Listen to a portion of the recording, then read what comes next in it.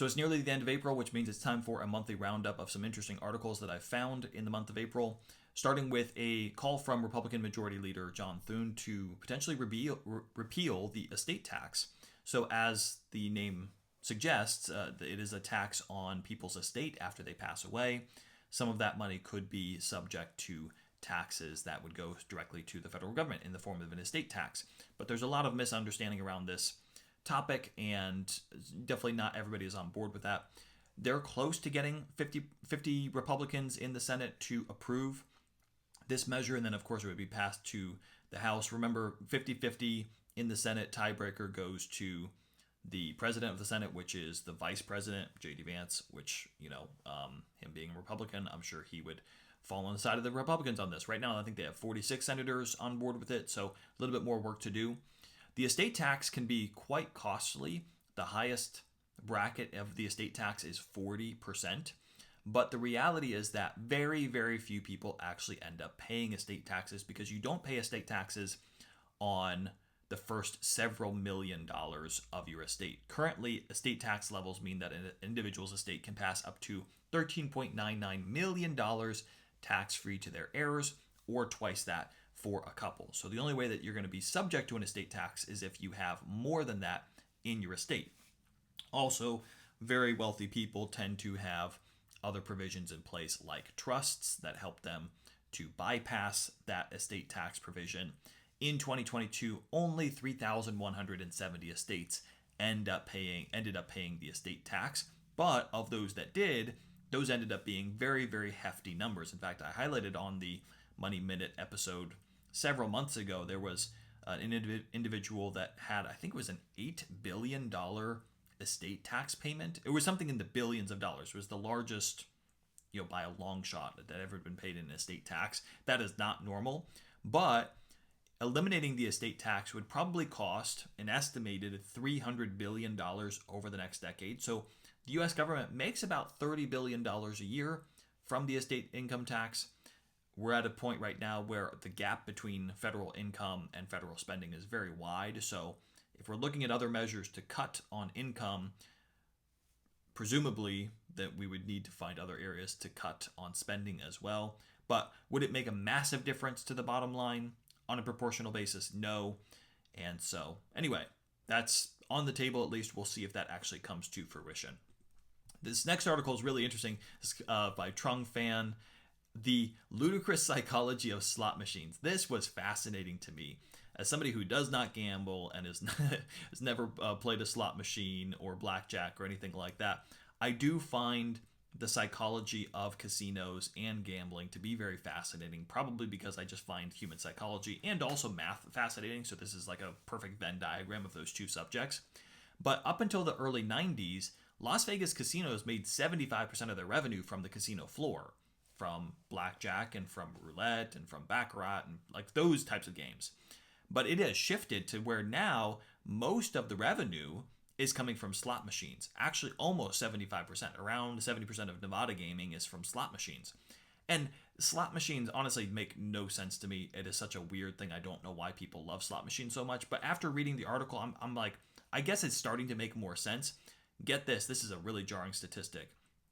In 2024, Nevada casino games won $15.6 billion, and 10.5 of that came from slot machines. And by comparison, the entire U.S. box office in 2024 was $8.5 billion. So slot machines in Nevada alone brought in $2 billion more than all the movies in 2024. It's just a ridiculous amount. But in the article, he just explains a lot of the psychology and all of the little tips and tricks that they've learned along the way to make slot machines really addicting. And it's true because, and you may have seen this before, but people get to Vegas, they get on the slot machines, and they just get into like a catatonic state. It is like this addictive mode that people are in. And there was a really interesting experiment that this guy by the last name of Skinner did, where he talked about what he learned was the anticipation of a reward, at least in animals in the studies that he had done, motivated behavior more than actually receiving the award. So he created almost like a mini slot machine for pigeons and then for rats, where if they pressed a button, they would get a reward, but it would happen at random intervals. So they'd have to keep pressing the button over and over again, and then randomly every now and then they would get a treat or would get some food. And it was just it was just a really fascinating thing, because I'm like, that's exactly what we're doing with the slot machines. We're giving people our money, and then we're pressing the button or turning the over and over again, hoping to get some of that back at random intervals. Anyway, I can't go into the entire article, but it's really fascinating, all the different tips and tricks, things that they do to keep you addicted. This other one, this is very quick, but similarly, it was just very interesting to me. I knew that the Earth spins at about 1,000 miles an hour, but I guess I never really thought about the fact that it spins at different speeds depending on where you are. At the equator, the Earth spins about 1,040 miles an hour, but here in Florida, where I live in the Tampa area, it's spinning a little bit less than that, more like 915 miles an hour. And back up in Pittsburgh, where I grew up, it's spinning about 800 miles an hour. So the higher north or south you live, the Earth is actually spinning slower for you. So anyway, there's like a little link in my Money Minute email if you want to find out how fast the Earth is spinning at your specific geographic location. You can look that up. And then the last article, Nick Majuli, he has been a staple on my monthly roundup. Always has great articles. His latest one is entitled "Give Now, Not Later." There is a growing awareness, I think, on the part of a lot of people that maybe we shouldn't wait until we pass away in order to give our money, specifically to kids and grandkids, but I would say in general, whatever your charitable intentions are, whether it's family or otherwise, think about giving now rather than later. And there's been some studies done on this, some different surveys. There's a book by Bill Perkins called Die with Zero, where he really argues that in order to be most impactful with your money, you need to you need to give your inheritance while you're living. It kind of reminds you of that old saying that pastors would talk about: do your giving while you're living, so you're knowing where it's going, that sort of thing. But when you ask people, would you rather have $250,000 at age 30, $500,000 at age 40, or $1 million at age 50? Guess what people choose? Overwhelmingly, people want money earlier in life. 70% of people who responded to that survey said they would choose $250,000 at age 30. And I thought about that question myself. I actually probably would lean that way too, because $250,000 at age 30, if you invest it and got a 7% return, it would turn into $500,000 at age 40 and $1 million at age 50. And if you got a higher return, it would be even more.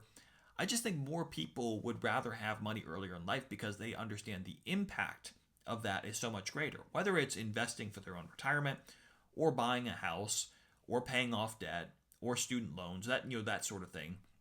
So it's interesting. When people are asked when would they want money, they say earlier. Now maybe some of that is just short-sightedness on the part of people in general. Maybe that's not a well thought out mathematical equation. It's just, I want money now rather than later. But according to the University of Pennsylvania, the age range at which somebody is most likely to receive an inheritance is somewhere between 56 to 65. And this is also when inheritances tend to be the largest. People that get an inheritance earlier in life, on average, it's a lower amount than people who get it later on in life. And of course, that could be problematic for a couple reasons, because first of all, by age 56 to 65, you're getting ready to retire yourself, and maybe you're already independently able to retire. Now, maybe not, and maybe inheritance comes at a great time, right as you're getting ready to retire, so it's like, perfect, here's the chunk of money that I need to kind of put me over the edge. But also, the amounts, because if they're larger, you might be giving money to people later on in life when they have the least capacity or opportunity to make the most of it in terms of meaningful memories, or or navigating more tumultuous financial seasons of life. Typically, by the time you get to the end of retirement, you've navigated all of those things, and so a huge chunk of money, while it's nice, maybe it would have been much nicer to receive it a lot earlier. And then also, the biggest inheritances, not surprisingly, are usually received by people who already have the highest income, because typically if you're higher income, a lot of times you're already in a family that was fairly higher income to begin with. So, in other words, the biggest inheritances, the biggest impacts are coming to people in general, usually to people who are already better off financially. Also, the average age of inheritance used to be 41 back in 1989, and today it's 51. So, I think this is a great question to wrestle with and to consider, is it better to give earlier rather than later? What a lot of people don't understand and don't realize is that for most people who retire, they end up with more money in a higher net worth at the end of their life than they had at retirement. Typically, we view retirement as you hit your peak of net worth at age 65 or age 70, and then you retire, and then it's this gradual slope. So it kind of creates this like mountain peak in your net worth over your lifetime. And that definitely happens for some people because obviously you're spending down your savings in retirement. But for most people, that's not how it happens. Yes, they might access some of their retirement funds, but they continue to invest it. And over the 20, 25, 30 years of retirement, their balance actually increases more often than it decreases. So, what are the best ways to give? What are some smart ways to think about parting with some of your money before you pass? Well, one of the most common ways, of course, is paying for education, whether it's kids' schooling or kids' college. By the way, you might be saying, Nate, are you talking about this article because you're trying to throw out the bat signal to your parents and grandparents? I'm going to plead the fifth on that one.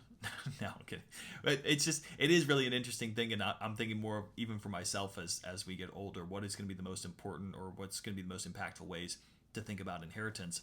So paying for education, down payment assistance, helping with people with a down payment on a home, family planning, family vacations. That's one of my favorite ones. And then gift beyond the annual exclusion. A lot of people don't realize that you can gift up to $19,000 a year per person, to a person. And then if you're a married couple, you can do double that amount, and that doesn't cut into your lifetime gift limit, the estate tax limit. Remember we talked about estate taxes, your $13.99 million. So, well, I was going to go into a whole long explanation about gift and gift taxes and taxable estate, but I won't do that. The point being, there's lots of great ways, creative ways to be impactful, but it's not so much just about the person receiving the inheritance. It's about you as an individual. What is more meaningful? What is more impactful? What is more satisfying? I think giving to the capacity that you can during your lifetime is the better way to go, and it's probably something that more of us should begin to think about. So that's going to do it for April. Thanks as always for listening. I'll see you on the next episode.